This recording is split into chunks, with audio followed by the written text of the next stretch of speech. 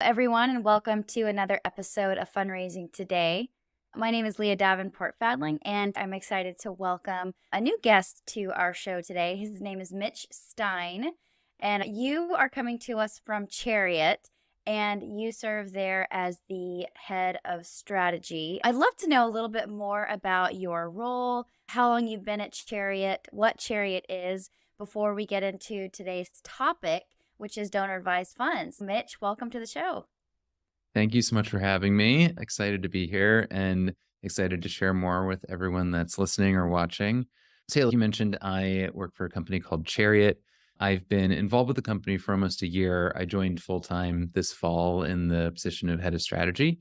It's a relatively new and fast growing company, so have to wear lots of hats. But I focus on long term strategy, different ways of growing the business and improving the product and engaging with our audience, and take on a lot of our marketing and content creation, and especially educational content creation. I think anything around donor advised funds is scary or intimidating, or it spurs a lot of emotional reactions in people, which we'll dig into today. And so it's a big priority, is creating more resources and educational opportunities for people around DAFs.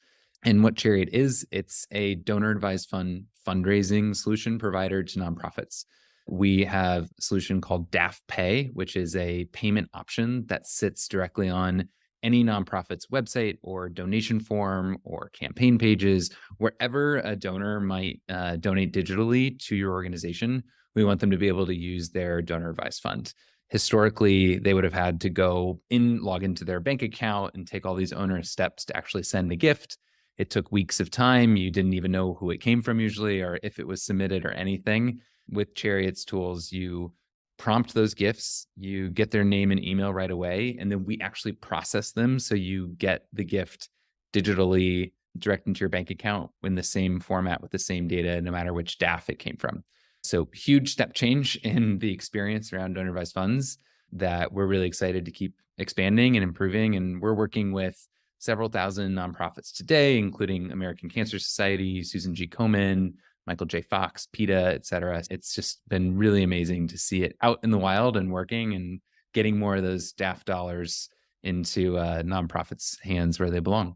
Yeah, that's so great to hear. There's a couple of friends on that list that you mentioned that are also clients over at Allegiance Group. So always excited to see a few names and logos that we recognize there that are leveraging this tool. Let's get right into the topic of donor advised funds.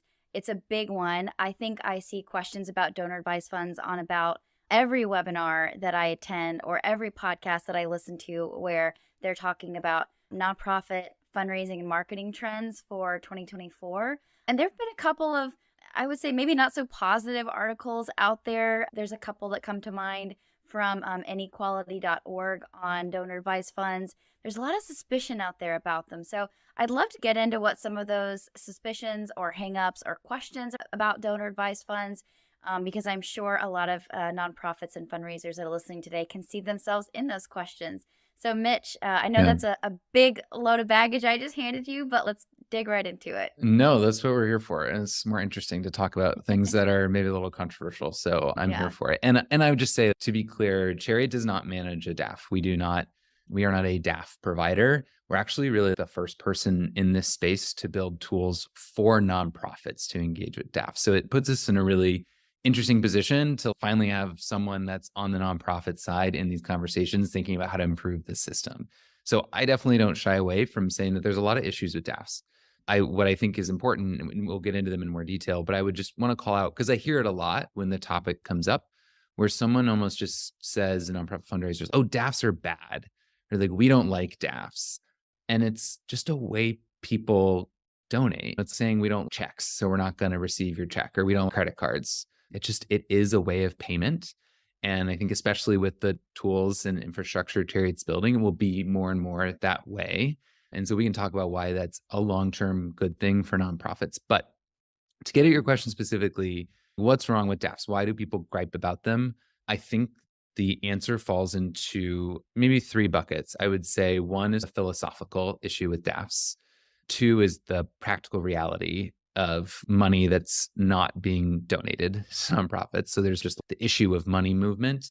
And then the third is even when you do receive gifts, there's all these annoying things that happen that really bother nonprofit fundraisers. So those are the three categories. We want to start with the philosophical one. What DAFs are for, also, we should do that for anyone who's listening, being, wait, I've heard it, but I don't actually know exactly what it is.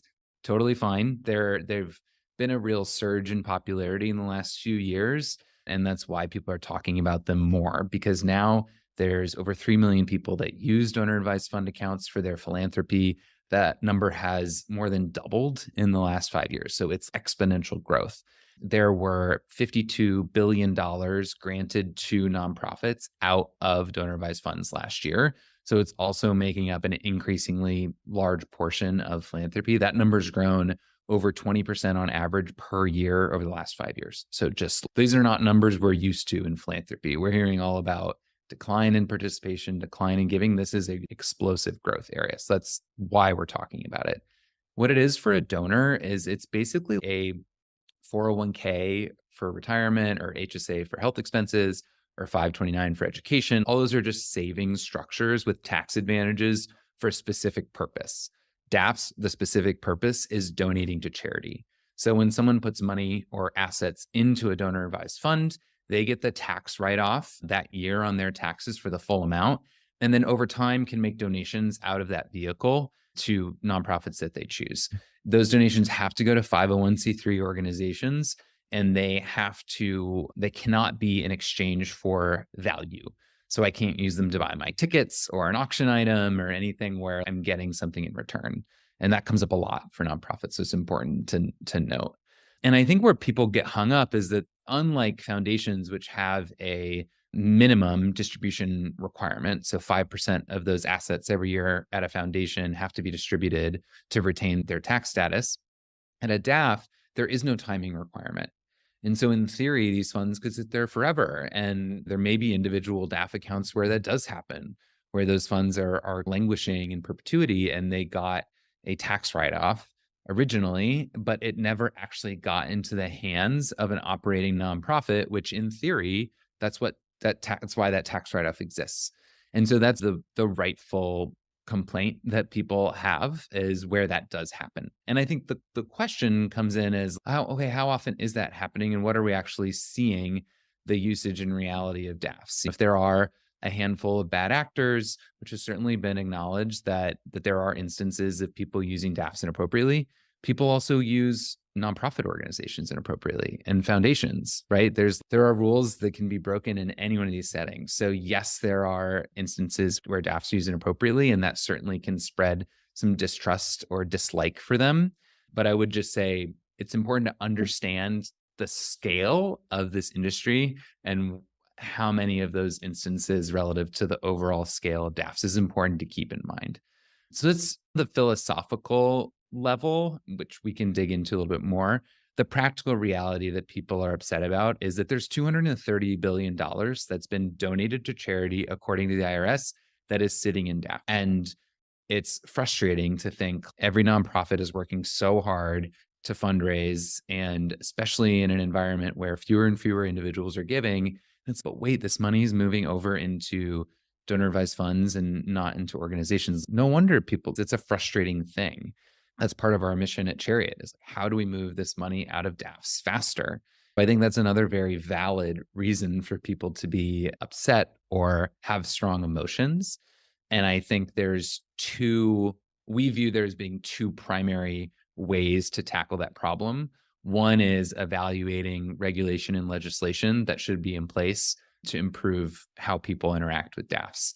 It's not my area of expertise. It's not something I have a lot of impact over. Us on the product and technical side also see a big opportunity by making DAFs more usable, you can help move money through them faster.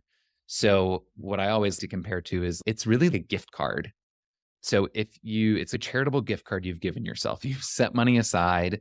You only have one use case for it, right? You can only donate to charity. So similarly, if you have a Starbucks gift card, you can only use it at Starbucks. You can't go take it to another store. But what if you got to that Starbucks and you couldn't use your gift card? They said, no, actually, you have to go on your desktop computer, log in, and you have to select the coffee you want to order and then come back.